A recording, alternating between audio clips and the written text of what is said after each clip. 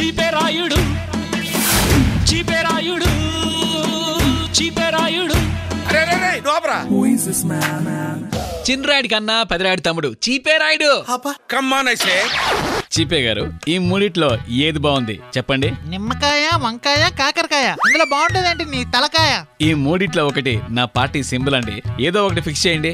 ఏంటి నువ్వు కూడా పార్టీ పెడతావా? రాఖీ సావంతే పెడతా అంటుంది. నాకేం తక్కువ. పైగా పచ్చి మిరపకాయ తన పార్టీ గుర్తంట. అందుకేనా ఈ కాయలు తెచ్చావు?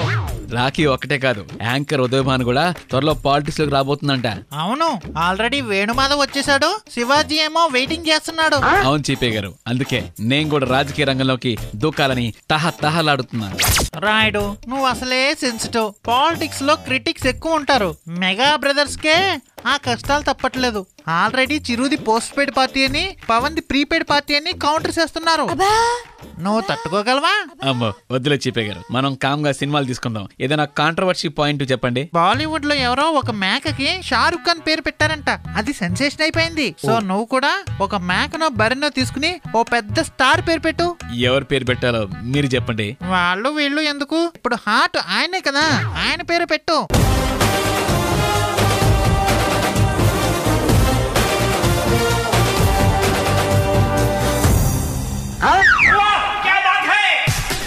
చిన్నరాయుడి కన్నా పెదరాయుడు తమ్ముడు చీపేరాయుడు.